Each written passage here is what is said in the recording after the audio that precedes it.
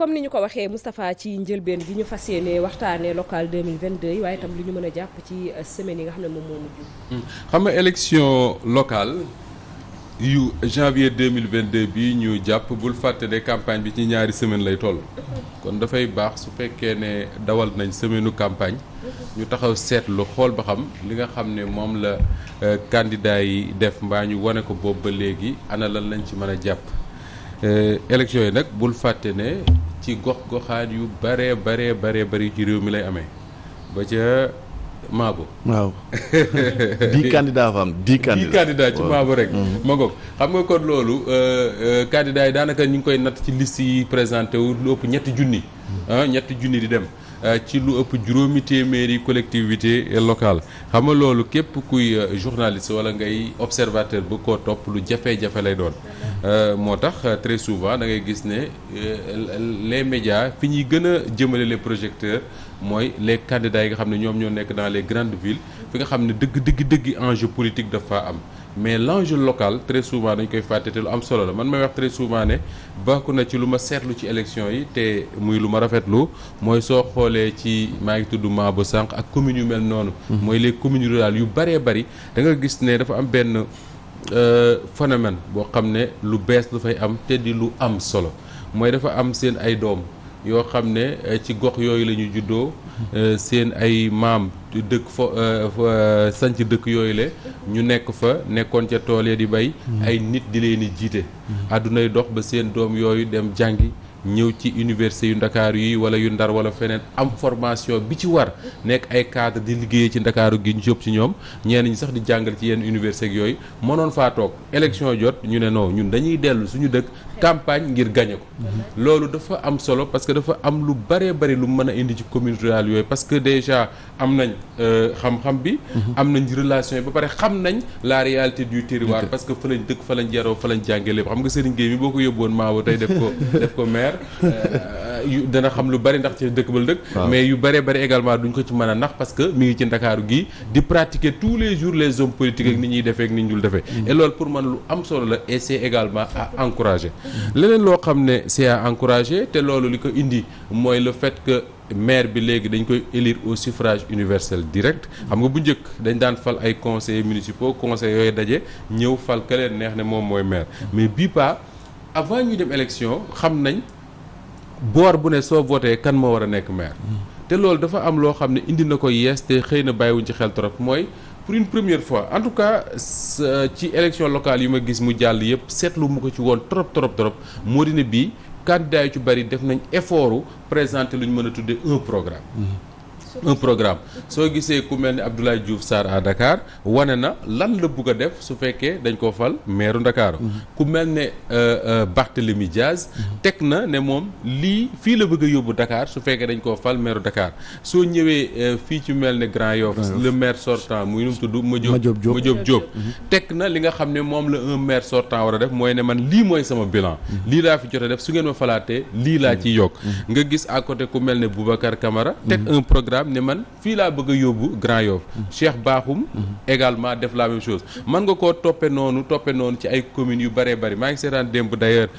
ci Walfadjri soo demee fu mel ne Louga ay candidats yu ñu bëri ñoo présenté wu mais man gis naa ku mel ne Abdoulahat Ndiaye nga xam ne mooy candidat wu Yewwi Askan Wi ku mel ne Mamour Diallo nga xam ne moom mooy candidat wu jàmmi réew mi je pense na tudd jàmmi Sénégal taxaw wane ne ñoom suñu leen falee maire fii lañ bëgg a yóbbu seen dëkk boobu dee di Louga de la même manière soo demee ci yeneen gox yu bëree ñoo xam ne peut-être amuñu médiatisation boo demee Kaolack ku mel ne Serigne Boub exactement la même chose nga gis mu def ko soo demee fu mel ne Ziguinchor ku mel ne Ousmane Sonko dafa ñëw taxaw ne man bu ñu ma falee maire Ziguinchor fii laay yóbbu Ziguinchor ku mel ne Abdoulaye Baldé ñëw taxaw ne maa nekkoon maire Ziguinchor lii mooy sama bilan bu ñu ma falee fii laa bëgg a yóbbuwaat loolu c'est important ñu taxaw tuuti rek ma poser la foofu benn question par rapport ak ñi nga xam ne nii ñoom ñooy candidat yu bari yu ñu noté ci biir élection yi est-ce que lu ñu daan gis la avant ci élection locale aussi lan moo indi candidature yu bari yi nga xam ne nit ñi alors dinaa la wax ne candidature yu bare nii miinuñu ko woon déjà parce que ay liste lañ daan présenté souvent les grandes coalitions ñoo daan présenté ay liste boobu ñoo ñu fal ay conseils municipaux ñu dem tànn ka leen neex donc su fekkee ne tey suffrage universel direct la da ngay gis candidat yi génnal seen bopp tey man damay wax ne très souvent man candidat bu ma dégg mu naan président Macky Sall def na lii deful lale man du ma la fal parce que dama jàpp ne nekkuñu ci élection président Macky Sall ci élection locale la ñu nekk ci élection locale la ñu nekk donc le candidat moom moo war a ñëw proposer ne bu ñu ma falee lii laa bëgg a def naturellement avec l'aide de l'État parce que la mairie est un démembrement de l'État du Sénégal mënoo nekk maire te ne du ma am benn relation ak État du Sénégal mënul nekk mais c'est pas le président de la République tey moo nekk en jeu au cours de ces élections mais là je parle de li war a nekk l'idéal mais il y a des enjeux politiques dans cette élection yoo xam ne xëy na bu ko jot gi mayee dinañ ci mën a waxtaane mais en tout cas loolu mooy li nga xam ne moom mooy li war a nekk et le fait que ces candidats là ku ci nekk di présenter boo dee un maire sortant un bilan soo dee un candidat bëgg a nekk maire nga ne lii mooy sama programme pour man c'est important li tax mu am solo Serigne moo di ne les Sénégalais ku ci nekk ak gox ba nga dëkk ki dëkk Ndakaaroog ki dëkk Maaboog ki dëkk Thiès ki dëkk feneen ak feneen tu as une responsabilité historique mooy avant ngay tànn diggante Coro ak Fatou ku ci nekk ci ñoom ñaar wax na la ne lii laa bëgg a def yaa ngi dégg yow ci sa bopp yaay xool ne est-ce que man li oustaz Maodo Faye doon wax bërki démb est-ce que damay nekk nit koo xam ne bëyam a gën a cher 10 000 francs lañ may jox ma voté wala boog damay jàpp ne man doomu aadama laa am une responsabilité ci sama gox bii xam ne ki ko war a yor sama responsabilité la ma tànn ko ma xool entre les différents candidats ni intéressé wu ma Diop la sant wala Ndiaye intéressé wu ma fii la bokk wala ci la bokk wala fii la bokk wala fële mais li ma intéressé mooy présenté na ma un programme est-ce que programme bi séduire na ma d'abord su ma séduire ma ne est-ce que c'est réalisable maanaam est-ce que kii li muy wax suñu commune bi war na mën a am moyen yoo xam ne mën na ko def su fekkee ne gis nga ne suñu commune bi am na lu mu mën mais am na lu mu mënul nga ne kii di ma ko présenter est-ce que am na relation yi nga xam ne à travers la coopération décentralisée mën naa wut ci ay relations yu ko permettre mu mën a defar parce que ça ne sert à rien de présenter un programme boo xam ne déjà duggul ci li ñu tuddee les compétences transférées yi nga xam ne moom la maire war a mën ba également mu leer na yow commune bii budget mënul sax tabax le 10e de li ngay promettre nit ñi et loolu nit ku nekk et foofu aussi médias yi war nañ fi aider ñi nga xam ne ñooy électeurs yi pour ñu yeewu xool xam ne l'enjeu c'est pas de dire Benno laak yeewi la mais de dire dans chaque localité ki ñu fa teg mu taxaw est-ce que am na compétence yi est-ce que li mu présenté mën naa war a nekk est-ce que et ces questions là si on trouve réponse à ça ñu voter mais éviter surtout de dire que ni kii laa bokkal koñ wala kii moo ma jox t-shirt wala kii moo ma jox parfois man sax loolu dafa maa jaaxal politicien Sénégal duñu joxe vax mukk Lagos la ñuy jox kii moo ma joxee Lagos wala nanga ma voteel ko soo ko defee soo lëggee d'ici quelque temps nga am ay regret te am na beneen également boo xam ne war nañ ci bàyyi xel parce que su ma waxee l'aspect positif bi nga xam ne mooy le fait que tey on a des candidats yoo xam ne obligation la ñu présenter un programme présenter un bilan mais à côté de ça da nga gis beneen phénomène Thioro boo xam ne c'est déplorable Thioro depuis ay weer a ngi nii ñu naan Sénégal réew mi dafa metti réew mi amul xaalis yaa ngi dégg mais xoolal fan yi koppar yi politiciens yi génne def ko ci ay oto yu dul jeex boo gis bu ñu la rombee da nga naan mais ñii mairie la ñuy wuti wala président de la république def ko ci ay t-shirt def ko ci ay sonorisation def ko ci ay leneen ak leneen tu te dis finalement mais politiciens yi ñoom kan lañ yàpp surtout ñi nga xam ne ñoo nekk au pouvoir parce que l'argent du contribuable sénégalais képp ku xool Ndakaaru fan yii xool yeneen gox yi ci réew mi xam ne gars yi génne teg ci taabal ji nee woon na am na sax journal bu bindoon am na journal bu bindoon ne comment ça s'appelle Benno Bokk Yaakaar dégagé nañ budget wu 3 milliards et quelques mais loolu peut-être c'est l'aspect officiel budget wu 3 milliards et quelques déjà c'est beaucoup mais ñi nga xam ne ay DG lañ ay ministre lañ ay ñeneen ak ñeneen tu te dis mais ñii fan lañ war a jëlee koppar yi ñuy génne di ko campagne fan yi et loolu nag politiciens yi il faut que les Sénégalais ñi nga xam ne ñooy voter ubbi seen i bët di xool man mënoo nekk maire ci gox bi ma dëkk pendant 7 ans mënuma la teg bët mënuma la gis su ma tegee cin añ du ma leeru ma boo xam dinaa teg reer su ma jëndee ndékki leeru ma boo xam du ma jëndee dinaa teg añ mësuma la gis mësuma la teg bët élection ñëw nga àttan génne alal ju mel noonu pour faluwaat y a un sérieux problème et ça il faut que les Sénégalais yeewu ci une bonne fois pour toutes parce que maire yi ñu nar a fal boo ci falee maire boo xam da nga koo teg ci yaama neex wala moo ma jox 10 000 wala moo ma jox nangam su ëllëgee dinañ dagg suuf yi ci koñ bi yëpp jaay ko te doo ci mën dara. bon ci kaw loolu waaw. Serigne man fi ma bëggoon ñëw sax ci mooy ci liste yu bëri yi. gisoon nañ fi bëgg-bëgg boobu volonté wàññi liste surtout ay candidats ci élection. yaakaar naa bulletin unique ak yooyu yëpp suleeku woon na fi ba indi woon parrainage. loolu moo doon bëgg-bëgg bi. damay laaj lu tax bon wala concerné wul élection locale wala c'est inévitable ci élection locale wala déet ndax gisoon nañ fi bëgg a wàññi liste ak candidature ci réew mi ba looloo fi indi woon parrainage. waaye gis nañ liste yi dafa gën a yokk. man li ma jàpp Serigne moo di ne c'est pas une mauvaise chose que liste yi bari. pour man bonul xam nga lu tax parce que man dama jàpp ne élection locale dañu war a éviter mu nekk benn duel entre ñaari classe politique opposition pouvoir man pour man Serigne Gueye dëkk Maabo gëmu dëkk gis ne dëkkam bii mën na leen a amal njëriñ am na droit nekk candidat nekk fa maire loolu moo tax souvent ma naan man c'est une excellente chose que ay Ahmed Aïdara ay Seydina Omar Ba ak ñeneen ñu mel na ñoom nekk ay candidat parce que gox boo ca dëkkee bokk fa say waajur du fa yeewoo yow nga fay yeewoo ni muy doxee daf laa war a intéresser soit nga nekk acteur nekk maanaam nu ñu koy waxee sax mën a nekk candidat gagné soit nga nekk un bon électeur mais man d'accorduma croiser say bras di seetaan parce que croiser say bras di seetaan mooy andi soo lëggee nga toog naan su ma yëgoon parce que tey Serigne muy fa nga dëkk muy feneen fa ma dëkk di feneen bari na ci ñun ñoo xam ne dañuy xool maire bi ne seen dëkk mu leer ne maire bi ñoom faluñu ko mais maire bi mi ngi def lu ko neex ci dëkk bi te ñoom mënuñu ci dara. Pourquoi? Parce que ba fal jotee dañoo toog seetaan ne affaire politicienne donc encore une fois pour man c'est pas une mauvaise chose que mu nekk une élection boo xam ne da ngay gis la classe politique traditionnelle bi ñu xam mooy opposition pouvoir jàkkaarloo mais également am d'autres Sénégalais yoo xam ne mën nañu intégrer ces coalitions mbaa ñu bokk ci yeneen coalition comme yu tudd coalition yu tudd ay gox yu bees yu demee noonu ñëw bokk ne man sama dëkk bi mën naa ko amal njëriñ effectivement mën nañoo amal njëriñ seen dëkk yooyu bari na tey ay réew ci àdduna bi yoo xam ne soo demee ci yenn dëkk yi ña ko jiite di seen maire bokkuñu sax ci la classe politique bi nga xam et loolu c'est important enjeu bu am solo la maintenant liste yu bari yooyu également dafa am inconvénient déjà que beaucoup de dépenses de demandées pour l'État du Sénégal mais ku mën a dindi 3 milliards pour campagne war ngaa dindi ko pour organiser élection ku mën a dindi 6 milliards jox ko Lions yi ñu dem football yi mën ngaa dindi leneen pour organiser élection yooyu moom moo démocratie ànd mënu ci dara mais li mu jur ci appétit boobu nga xam ne maa ngi gis ñu bind fii appétit rek sama xel lañu appétit boobu nga xam ne moom la élection yi indi dafa jur également beneen phénomène mooy lan mooy la violence tey jii bu loolu bokk na ci li ñu war a déplorer pendant cette première semaine de campagne là mooy bari na ay dëkk Mbour am na fa am na Louga avant Kaolack am na fa am na Malicounda démb ci guddi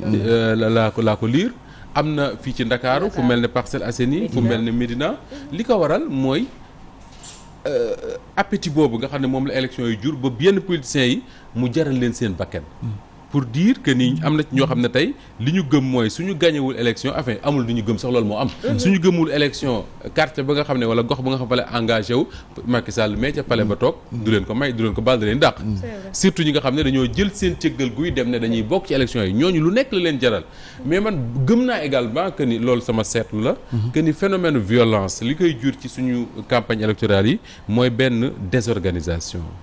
benn seetaan bu état wu Sénégal seetaan ci ni ñu war a organiser élection xam nga benn waaye daf ma woowee barki dem ci Italie mu ne ma lu mat fanweeri at a ngi nii may daw ci Europe gi mësumaa gis fu ñu baaree ab tali ne fii dañ fiy meeting wala dañ fiy caravane ci Europe foofu waay fu ñu baaree ab tali mu ne mësumaa gis fu ñu baaree ab tali ne fii dañ fi meeting wala dañ fiy caravane te loolu suñu réew mi dañ koo banaliser imagine Ndakaaru gi ni mu xate Ndakaaru gi circuler fi ni mu jafee nga xam ne boo dee gont liggéey soo war a dem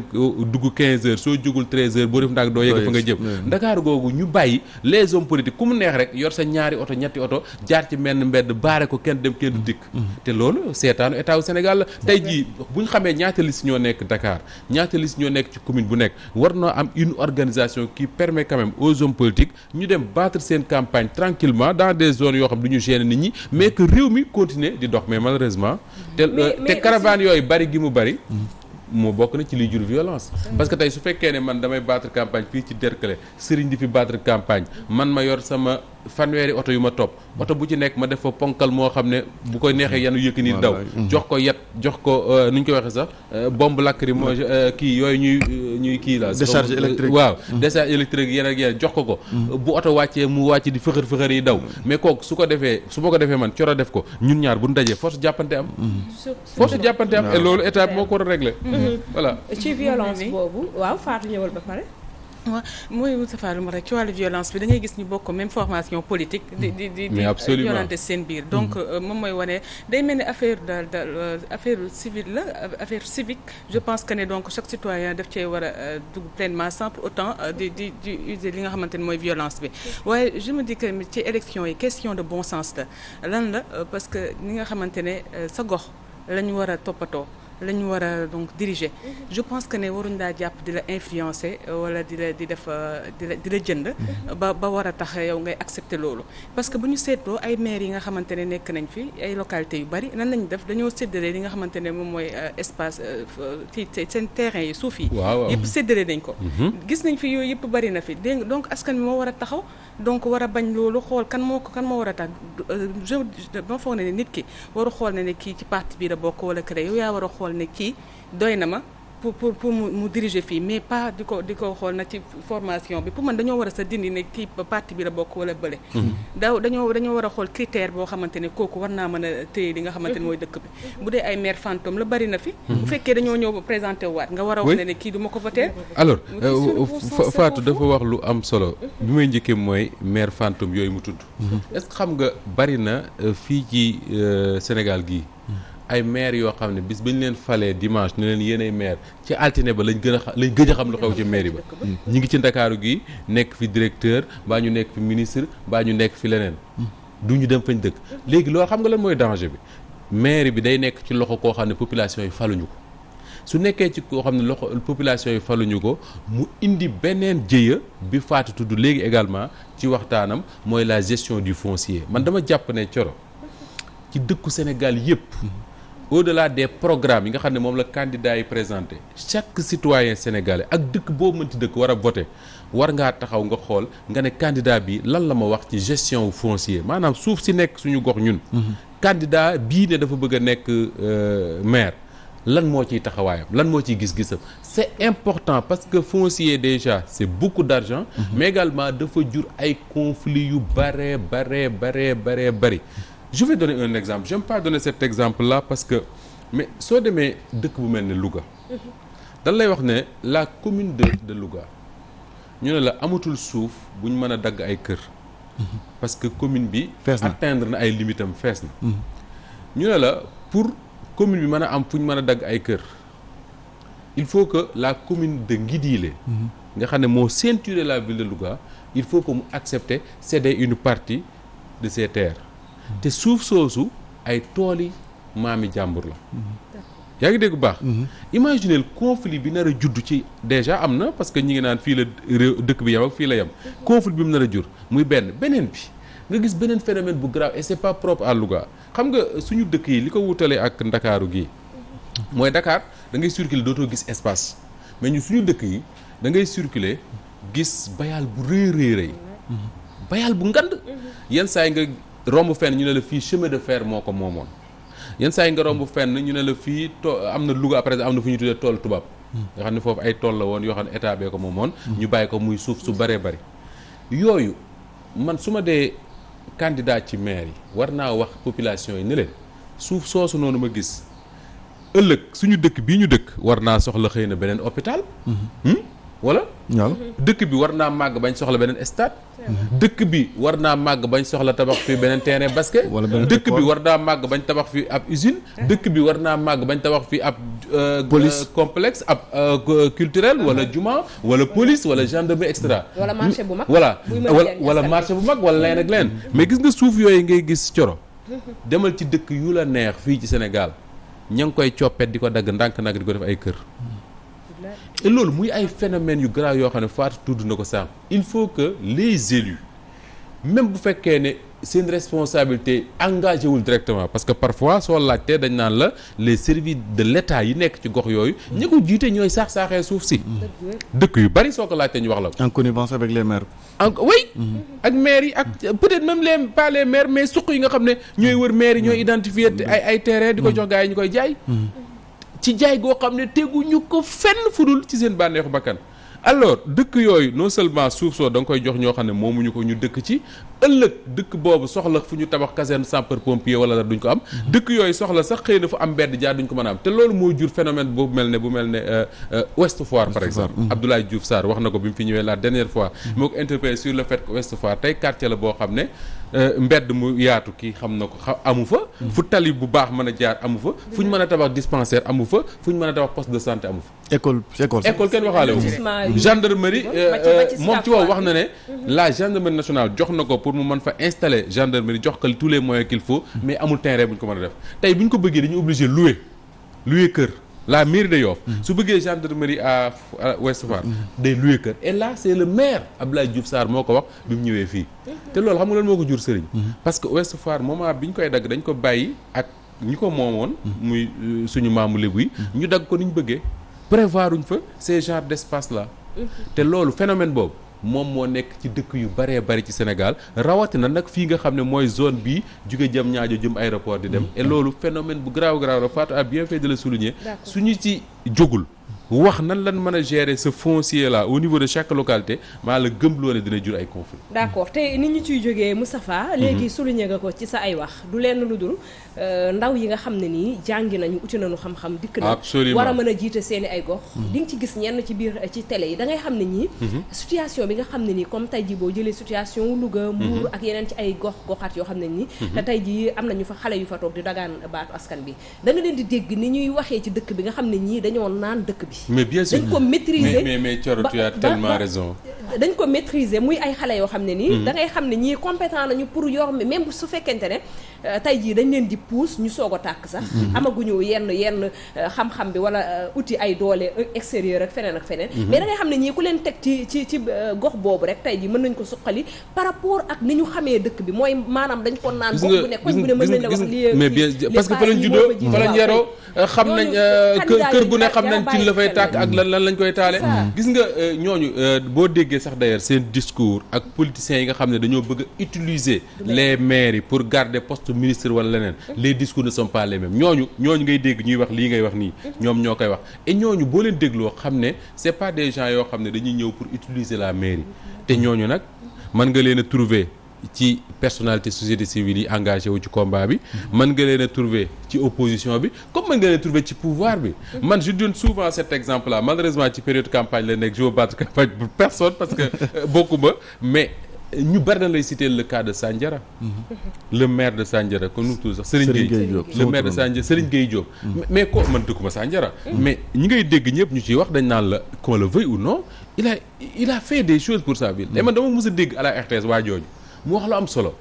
mu ne moom bi muy def bac waa jooju noonu Serigne Gueye mu ne bi muy def bac Sandiara ba mu jeex moom rek moo fa doon candidat su ma juumul noonu la ko waxee moom rek bi muy def bac waaw mu defee moo doon doomu Sandiara dootul soxlaati ci année yi ñu jëm di jóge foofu di dem beneen dëkk di defi bac parce que moment boobu amuñu woon lycée et ça il l'a fait et yooyu dafa am solo am na ay mën naa ci lim ay maire yu koy def mais loolu li ko waral mooy cette ville là peut-être ils ont eu la chance d'élire quelqu'un boo xam ne utiliser wul maire bi pour assouvir des ambitions yeneen ak yeneen te yooyu mën nga ko fekk ci camp opposition bi mën nga ko fekk ci camp pouvoir mais malheureusement et ça c'est encore une fois la responsabilité de l'électeur nit ki mu doon nit nga xam ne électeur nit la et j'aime bien cette figure là Maodo fay joxe bërki dem mooy nit ki nga doon l'humain yow nga nangu sa baat parce que carte électeur mooy sa baat en fait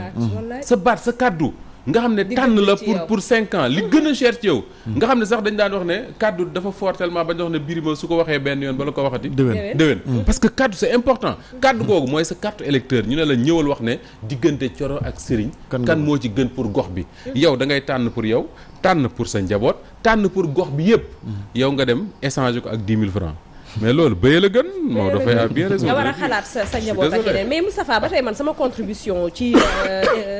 violence bi nga xam ne ni cité nga ko léegi ndax lu jar a taxaw seetlu la ci kaw taxaw seetlu boobu violence la boo xam ne nii ñun doomu Sénégal ci boppam ñun doomu gox yi ak goxaat yi ñun ñooy indi violence boobu fan lay tukkee ci waay politique yi mais itam jar na taxaw seetlu ñan ñooy violenté bañ koy tudd ba léegi ban camp ak ban camp ñooy violenté lu jara taxaw seetlu tam parce que am na ci ay waay politique yoo xam ne ñu ngi ci biir gox yi comme jeunes yi nga wax léegi nii xam nga jeunes yooyu taluñoo indi benn violence waaw ñooñu taluñoo indi benn violence te seeni ñooñ aussi taluñoo indi benn violence mais ñan ñoo koy andi mooy waay politique yi nga xam ne dañoo ne ci gox yi yor seen alal mën a recruter ay nervi yi mën a amuñu baat ci biir ci askan wi lanu am moom mooy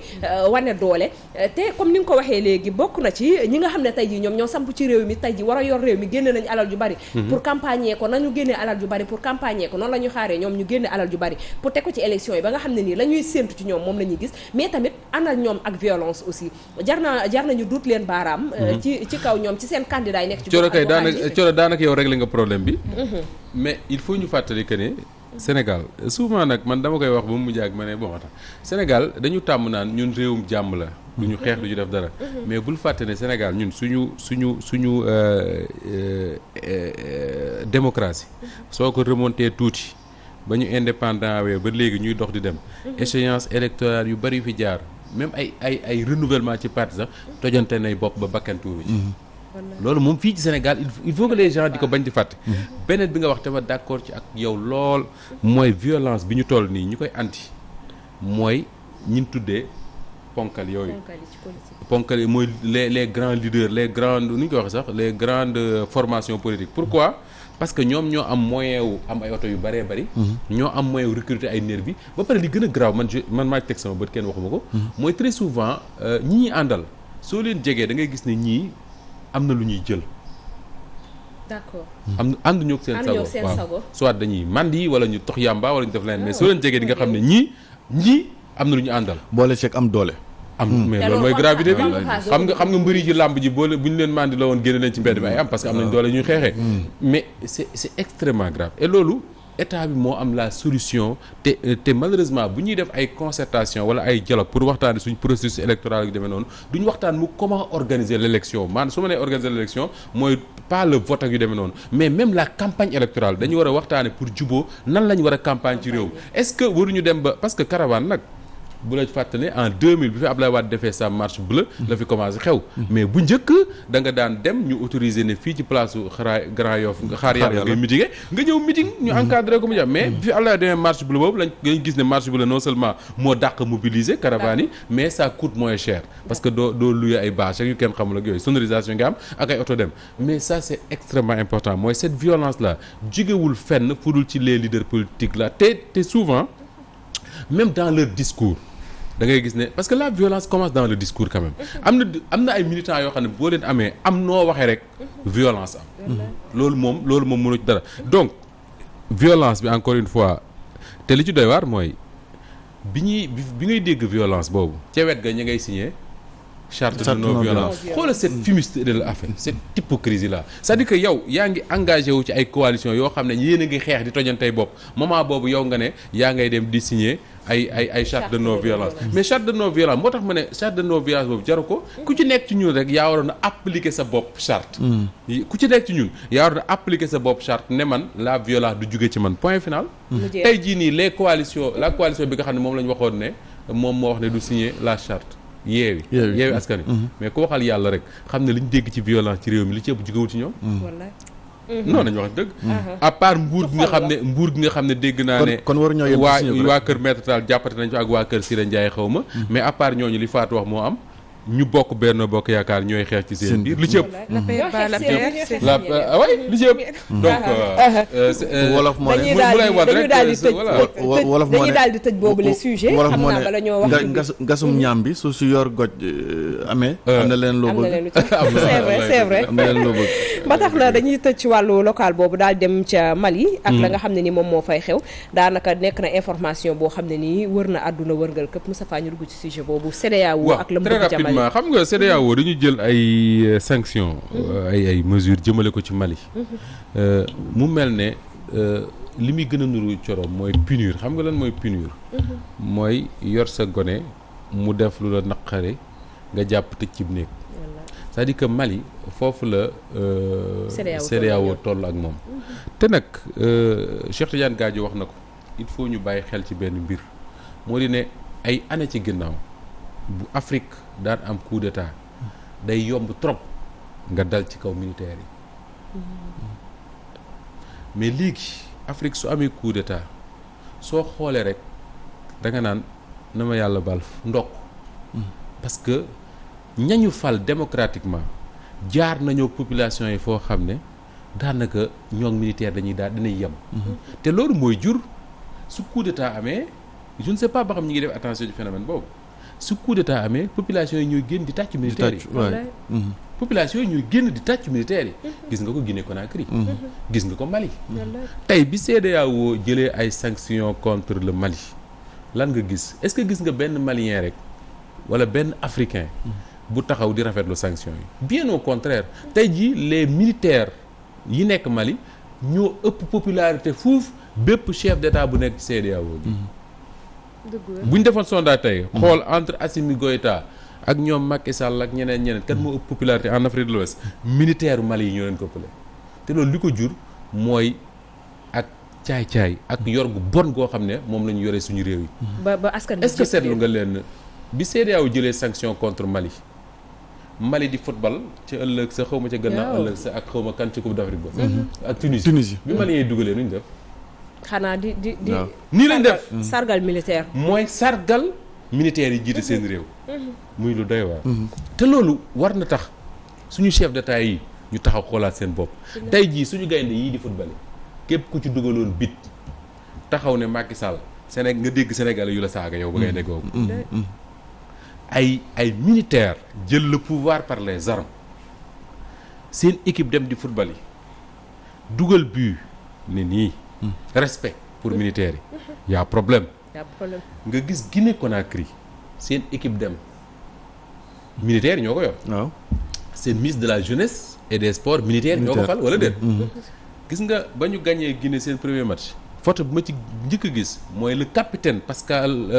comment il s'appelle man je dis Pascal Faye non waa ji nekk Liverpool mbokk Sadio Mané bi non pas ça la Guinéen bi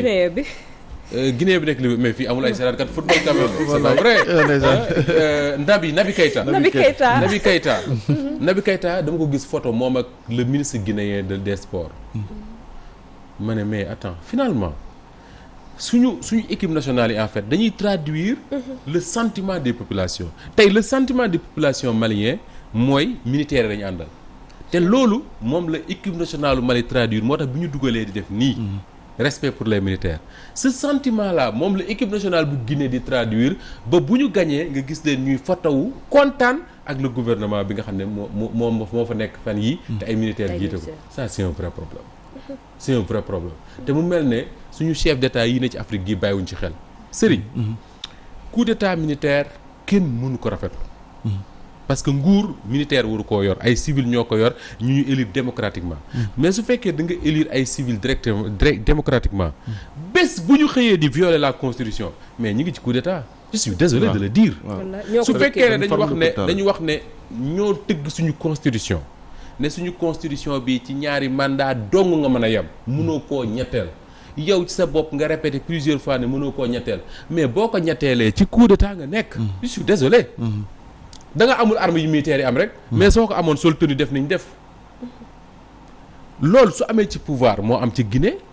mais la mu jur mooy parce que damay wax souvent ne le danger avec les troisième mandats mooy mën nga ko risquer dem gagner ko mais soo ko gañee problème bi mooy wolof mooy wax ne sàcc ndënd yomb na foo ko tëggee moo jafe soo ko gañee gouverner ko man may wax loolu Alpha Condé daanee la guñ ko gouverner réew mi mooy jafe loolu la Alpha Condé def bul dem wuti troisième mandat mu ne dina ko wuti parce que day gagné mu forcé gagné ko après est-ce que jiite na réew ma c'est un vrai problème léegi nag Thioro mu war a des position au Sénégal dans tout ça Thioro gis nga bi coup d'état amee woon Mali CEDEAO mii tey yëkkati ay sanctions teg ko ci Mali président Macky Sall dafa taxaw def lu rafet mais moom du ko appliquer sanction bu njëkk ba oui mais du ko appliquer xam nga lu tax parce que Mali ak Sénégal men réew la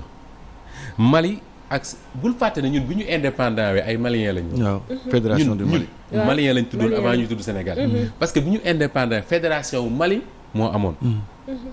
Sénégal ak Mali nekk ci bu loolu bu doon wéy ba léegi ñun ñii suñ carte d'identité yi nationalité malienne lañ ciy bind. c'est vrai. bi fédération bu tasee la Soudan dem tuddee boppam Mali. loolu mooy Mali gii ngay gis ñun ñu dellu Sénégal boole ceek Sénégal li muy échanger digganteem ak Mali. échanger wu ko ak benn réew. am na ñu ne 480 milliards par at. am na waa ju ne ma ëpp na ko foofu parce que li ñu évalué wul moo ko ëpp. muy ciment muy carburant muy dund lu ne. ci suñu port bi lay jóge jëm Mali. loolu moo lay wan ne boo jëlee sanction teg ci Mali en même temps da nga teg sanction ci Sénégal il faut que sénégalais yi xam loolu. boo jëlee sanction teg ci Mali de la même manière da nga teg sanction ci Sénégal. parce que tey bari na réew yu nekk CEDEAO gii bu ñu tëjoon Mali ba déwén du leen déranger mais ñun tëj Mali daf ñoo déranger. ñaata camionneur ñaata transporteur sénégalais ñoo yor ay camions yoo xam ne bés bu ne amuñu liggéey bu dul jóge port dem Mali amuñu beneen bu dul boobu. jóge port dem Mali jóge Mali ñëw Sénégal. ñooñu tey dañuy taxaw duñu liggéey état bi du bàyyi ñooñu xel. léegi nag mun problème am mooy lan moo tax bi ñu jëlee woon sanction yu njëkk ya Macky Sall ne du ko appliquer. ñu jël yi mu ne mu xaaral toog waxul dara lan moo tax parce que la France est derrière tout ça. waaw loolu mooy la vérité. démb ci guddi rek damay liiraat benn communiqué wu gouvernement wu Mali. ñuy wax ne ñoom les sanctions de la CEDEAO li leen ci metti bokk na ci des mains extra communautaires. mooy ñoo xam ne bokkuñu ci communauté bii ñu boole muy CEDEAO seen loxo moo ci dugg. te ñooñ du kenn ku dul France. xam nga lu tax. parce que France dañu mere Mali. ndax France Mali dañoo jànkoonteel ak ñu tuddee ay jihadistes. ñuy xeex ak ñoom ay ati ngi nii. ñuy duma armée Mali comme pas possible. di leen dàq ñuy daw. nga gis militaire malien yu dawee ca terrain de combat ya daw ba Bamako. waa ji ñëw jiite ko ni lii mënatul wéy. moo tax ma lay wax souvent ne priorité wu maliens yi ak priorité wu CEDEAO dafa bokkul parce que CEDEAO li ñuy wax maliens yi mooy organiser leen élection février maliens yi neen ñun suñ priorité nekkul ci organiser élection ñun suñ priorité mooy sécuriser seen réew. talaguñ ko. waaw wallaay Serigne waxati ko. da nga koy tal. ñun fii ñu toog di wax dañ koo tal. am na condition yoo xam ne bu nekkoon fii billaay danañ tal leneen. waaw Penda Diallo tal leneen. loolu toog fii di lijjanti machine. alhamdulilah alors. Maliens yi ñoom taluñuy élection ñoom li ñu tal mooy sécuriser seen réew moomu ñu ne ñoom pour sécuriser seen réew topp nañ ci France pendant des années juralu leen dara lu dul suñu amee problème France indi fay soldaaram protéger la mu bëgg a protéger militaire maliens yi ay militaire lañ ñoom tudd ñu Moustapha Diop ak Serigne tudd ñu Macky Sall ñoom ay militaire lañ ñoo xam dañ leen a former pour défendre seen réew ñu ne ñoom dana trouver ji beneen moyen ñu ne ban moyen ñu ne dañuy dem Russie fekk fa benn groupe bu ñu tuddee Wagner am na ñu ne c'est des mercenaires am ñu ne c'est pas des mercenaires ñu jël groupe boobu ne leen dañu bëgg ngeen ñëw dimbali ñu pour ñu am armée bu am doole mais ñu nangu laata loolu dañoo wax français yi ne leen kaay leen waaw ñoom ñu Russie yu googu bëgg a ñëw Mali parce que ñu bari dañu jàpp ne Mame Birame Wathie daf koy préciser très souvent dañu jàpp ne les Russes là du groupe Wagner dañu nar a ñëw Mali pour jàkkaarloog jihadistes yi di xeex ak ñoom non ñoom dañoo ñëw d'abord pour réformer l'armée malienne pour que Mali am armée bu mu mérito mais Mali ñoom loolu lañ jàpp ne mooy seen priorité comme nag CEDEAO jàpp ñu loolu seen priorité ñu teg leen ay daan mais daan yooyu Serigne li tax ma ci incité mooy Sénégal moo war a nekk réew mi nga xam ne moo war a exiger am une exception une exception par rapport ak li CEDEAO décidé contre le Mali mooy ñun mënuñu topp réewu CEDEAO yëpp parce que Diallo ñaar dina koy wax très souvent suñu port bi su exister am doole ji mu am Mali tax na ci buñ amee fitu di tabax port ca Ndaayaan Mali bokk na ci tey bu ñu dofloo ba topp CEDEAO ak ay sanctions mag nii maliens yi mën nañ am possibilité di jaar Mauritanie Guinée te Côte d'Ivoire ña nga taxaw ñoom it à côté di xaar suñu amee possibilité récupérer li Sénégal nangu woon ci ñoom bi guerre ba amee Côte d'Ivoire Sénégal nangoo ko ci ñoom si ñuy maliens yi di jaar suñu port bi au lieu ñuy jaar portu Côte d'Ivoire ba mais loolu Côte d'Ivoire bu ko mënee amat day jël loolu moo tax pour daaneel foofu rek rapidement démb loo gis ci journaux yi ñu wane ko benn milliardaire malien bu jël 500 camions jox ko armée bi ne leen maa leen ko jox pour que ngeen mën a wuti luñ joxe nit ñi ñu koy dundee moo tax CEDEAO war nañ def attention parce que la réalité tey mooy CEDEAO syndicat wu ay chef d'état la ku ci nekk di taxaw di protéger sa morom pour sa nguur mën a wéy mais li ñu tuddee CEDEAO des peuples moom amul parce que les peuples africains jamono jii ñu toll nii koo ci gis mu wax mu yëkkati kàddoom li muy njëkk a wax mooy soutenir les militaires maliens te buñ demee ba dans des démocraties ñu préférer soutenir des Maliens que des gouvernements démocratiquement élus y a problème te instance bu toll ne CEDEAO dafa war a am crédibilité mais bu fekkee yenn sujets yi du ko ci aborder du ko ci mës a dégg lu ci mel ni Mali mooy li ñuy wax rek yenn puissance étrangère ci mel ni France donc moo la lu ci gannaaw France la ci gannaaw parce que CEDEAO googu bul fàtte ne am na benn cour de justice bu ñu tuddee CEDEAO Macky Sall gouvernement bi jàpp na fi Khalifa Sall ne ràpp ci kaso bi CEDEAO ne fi ñu ko jaarle du yoon nañ ko bàyyi maa ñu àttewaat ko gouvernement Sénégal lànk ne du ko def CEDEAO bi ñu fi jàppee Karim Wade lu CEDEAO wax procédure jaarul ci yoon nañ ko bàyyi jaarale procédure bi ci yoon état wu Sénégal ne lànk ne du ko def donc état wu Sénégal boobu dafa war a am droit tey bu CEDEAO jëlee ay daan jëm ko ci Mali mu leer nañu daan yooyu dañuy gaañ président Macky Sall def na mu defoon bu njëkk ba mooy lànk ne du ko appliqué mooy dëgg te waru woon nekk yat bi nga xam ne ni moom la France yore di ko xeexee contre Mali réew Sénégal dañ ko waroon a bañ mais décision yi nga xam ne ni sunu waay politique ñoom ñoo koy jël rawatina président de la République daf ñuy fekk si ñun ñi nga xam ne ay simple citoyen lañ fekk na ñun li ci sunu xol ak li ci sunu dënn mooy jàppale réewu Mali waaye doo ci am benn gëdd doo ci am benn loo xam ne di nga ko ci mën a yokk dudul sa président moom moo yor décision yi la mu yor ci décision mooy yat bi nga xam ne ni moom la réew France yor bëgg koo dóor Mali ñun ñooy yat boobu nga xam ne ni tey jii moom la ñuy xeexee ak sunu réew donc Moustapha résumé nga lépp de moom yat lañ ñu France def jàppee wala bëgg a dóor jël ñu dóore la ko waaw parce que France tey amul benn moyen pour jël ay sanctions contre le Mali bu ko jëlee du leen teree dund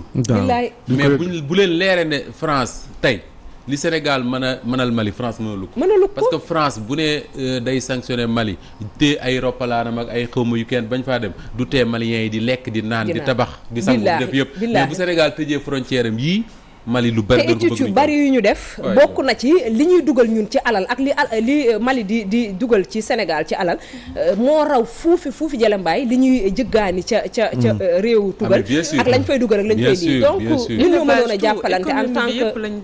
lañu yore booy seet en quelque sorte bu dee ci côté habillement côté élevage côté dund yëpp comme ça fa waxee sànq rek donc war nañoo xoolaat mooy di nga wax gouvernement bi moo war a njëkk a jóg ci loolu économiquement mooy lu ñuy wax dépendance bi du ñun France donc lañ dépendre ci ak kaw Mali bi rek war nañu dépendance bi te Fatou gis nga ay une chose nag malheur est bon gis nga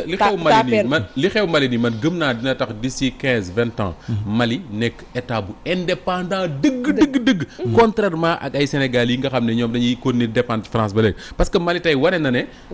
mën nañ dem sans la France parce que bi CEDEAO tegee Mali ci seen coup d'état bu njëkk ba teg leen pression ne nañ dem élection loolu la jur